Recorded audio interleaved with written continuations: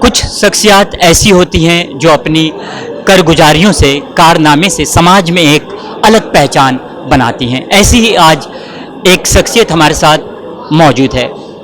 जी हाँ, हम बात कर रहे हैं समाज सेवक एमआईएम के नेता रमजान चौधरी जी की। आज हम उनसे चर्चा करेंगे। जन्मदिन है उनका और ढेरों प्यार जनता, चाहने वाले लोग उन्हें दे रहे हैं।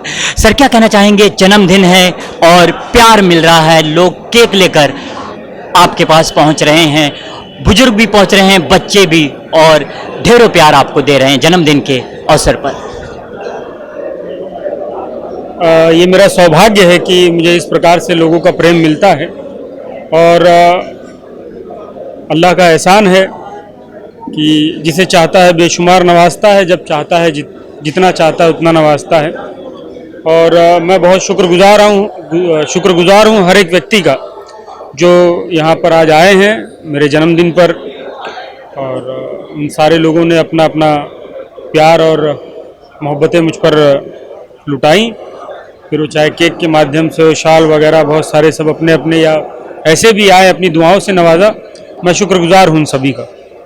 सुबह से ही देखा जाए तो रमजान चौधरी जी का जब नाम लगता है तो चांदीवली में एक रौनक सी नजर आ रही है। लोग आपके कार्यालय पे सुबह से ही आपको शुभकामनाएं दे रहे हैं, संस्थाएं पहुंच रही हैं। क्या ऐसा काम आप लोगों के लिए करते हैं और इतना प्यार लोग आपको क्यों देना चाहते हैं?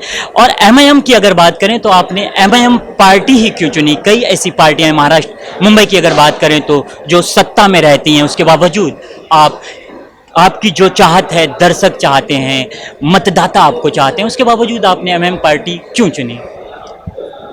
देखिए, इसके पीछे कोई बहुत रॉकेट साइंस नहीं है। अब ये लोगों का जो प्रेम है, लोगों का जो विश्वास है मुझ पर, वो आज एक दिन से नहीं हुआ है। हम निरंतर लोगों के लिए काम करते रहते हैं, लोगों के सुख दुख में खड़े रहते हैं। जितना भी प्रयास हम कर सकते हैं, अधिकतम उस प्रयास को हम लोग जारी रखते हैं और आगे भी जारी रखेंगे इंशाल्लाह। और रही बात एमआईएम को चुनने की, तो उसका मात्र कारण एक है कि अगर हक की कोई आवाज़ आज के वक्त है तो वो कोई और नहीं, असदुद्दीन अवैसी साहब हैं। और ऐसी घड़ी में हक का साथ देना, सच्चाई का साथ देना, ये मेरा कर्तव्य है और इसका निर्वाह मैं कर रहा हूँ। रह गई सत्ता की बात और सत्ताधारियों की बात, तो सत्ता और सत्ताधारी ये मेरे लिए कभी प्राथमिकता नहीं रहा। सत्ता हासिल करने का और भी बहुत सारा मार्ग है, लेकिन मैं सच और सत्यता के माध्यम से, न्याय के माध्यम से, इंसाफ के माध्यम से मैं प्राप्त करना चाहता हूं। मिला तो ठीक, नहीं मिला तो भी ठीक। सत्ताधारी पार्टियों की बात चल रही है, ऐसे में सत्ताधारी पार्टियों की अगर बात की जाए तो एमआईएम पार्टी को मुस्लिम पार्टी करके लोग कहते हैं जो सत्ता में बैठे हुए हैं। इस पर आपका क्या कहना? देखिए, ये तो आरोप है, ये उनका अपने विचार है, आरोप है, लांछन है और एक प्रोपेगेंडा है। इस प्रकार से ये लोग आरोप लगाते हैं, लेकिन इसमें कोई सच्चाई नहीं है। आप हर जगह देखेंगे, अगर कोई कहे आज कहीं से भी, अगर कोई हमारा हिंदू भाई चाहे और कोई दलित भाई चाहे या कोई भी अन्य वर्ग का, किसी के लिए कोई रोकथाम नहीं है। और रही बात मुसलमान की, तो मुसलमान बेशक मुसलमान, मैं तो समझता हूँ जिसका ईमान मुकम्मल हो वही मुसलमान है। तो ईमान जिसका मुकम्मल है उसके लिए ये पार्टी तो है ही है। ईमानदारी से अगर जो काम करना चाहता है कोई जनता के लिए, जिसका एक मार्ग ये पार्टी के माध्यम से बनता है, तो कोई मुश्किल काम नहीं है। ये एक आरोप लोगों ने लगाया है इसे बदनाम करने के लिए। और एक वर्ग है जो बेईमान किस्म के लोग हैं, झूठे किस्म के लोग हैं, ये उनके आरोप हैं। उसको सिद्ध वास्तविकता के आधार पे वो कभी सिद्ध नहीं कर सकते। ना उनके अंदर वो ताकत है, ना उन्होंने उतना हलाल की रोजी खाई है कि जिसके माध्यम से वो ये बोल सके। तो एमआईएम पार्टी के नेता रमजान चौधरी जी से आज हम चर्चा कर रहे हैं। उनका जन्मदिन है, लोगों का, चाहने वालों का आज यहाँ पर तांता लगा हुआ है। लोग केक लेकर पहुँच रहे हैं, फूल लेकर पहुँच रहे हैं और उन्हें प्यार दे रहे हैं। सर, क्या कहना चाहेंगे? महानगर पालिका के चुनाव आने हैं, ऐसे में एमआईएम पार्टी की अगर बात करें तो क्या युति करके लड़ेगी या किस तरह वो महानगर पालिका में अपनी सीटें लाने की कोशिश करेगी? किस तरह इतनी जो सीटें हैं महानगर पालिका के, वो किस तरह लड़ेगी एमआईएम पार्टी? चुनाव में तो हम लोग बिल्कुल पूरे तरीके से अपना हिस्सा लेंगे और हम लोग हर मुमकिन प्रयास करेंगे चुनाव लड़ने का।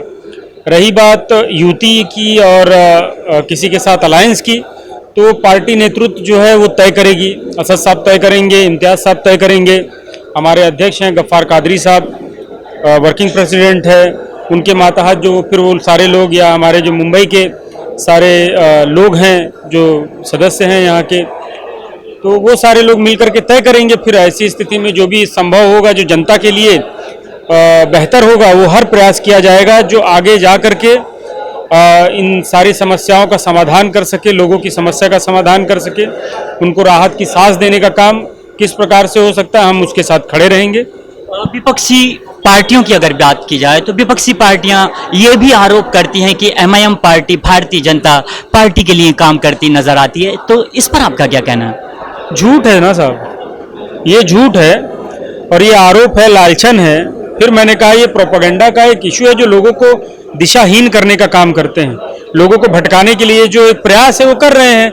लोगों को इन बहकावों में नहीं आना चाहिए, सही लोगों को चुनने का काम करें। और असदुद्दीन अवैसी इतने मुखर होकर के अगर पूरे हिंदुस्तान के अंदर जिस प्रकार से सत्ताधारियों के विरोध बोलते हैं, अब तक तो अगर उनके अंदर कोई कमी होती उनके ईमानदारी में, सच्चाई में, ना जाने उनके साथ क्या क्या कर सकते थे।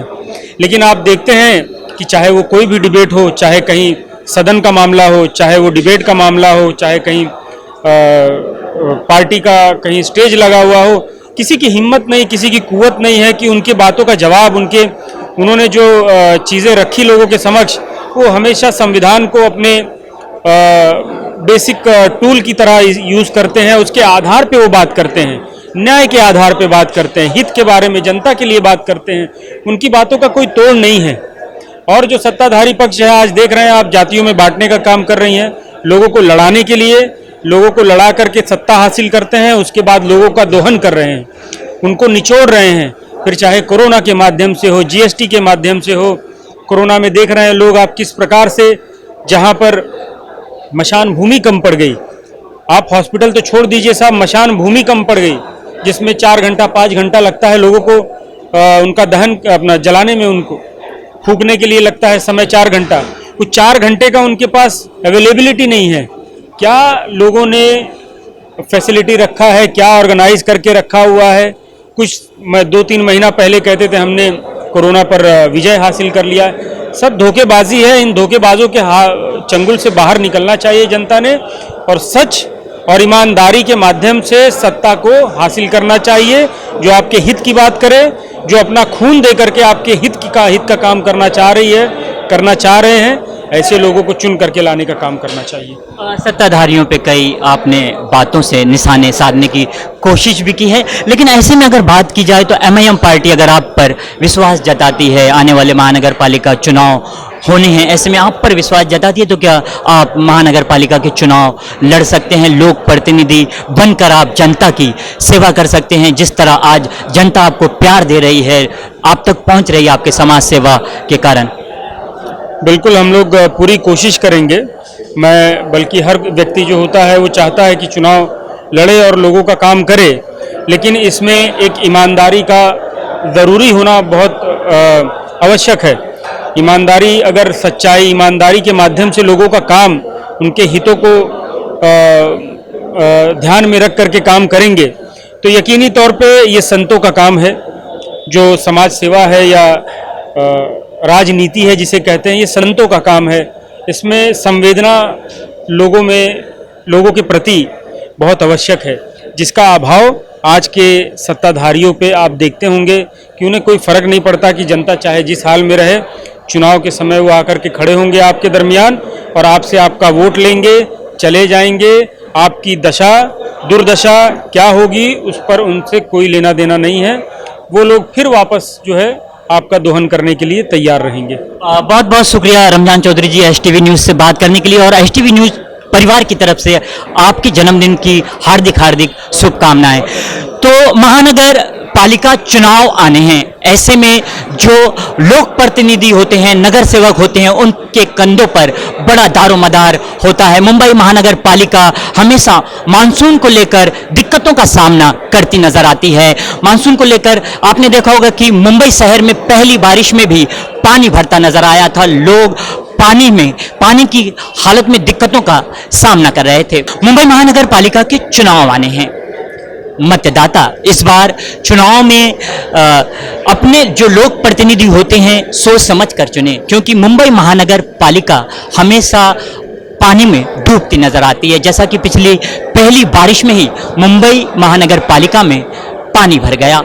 जो मुंबई महानगर पालिका के दावे थे वो कहीं ना कहीं खोखले नजर आए। तो खास मुलाकात में आज इतना ही। फिर किसी शख्सियत के साथ हम हाजिर होंगे। तब तक के लिए नमस्कार। हमें लाइक करें। मुंबई और महाराष्ट्र से जुड़ी हर खबर के लिए STV न्यूज को सब्सक्राइब करें, बेल आइकॉन को प्रेस करें और पाएं ताजा तरीन खबरें।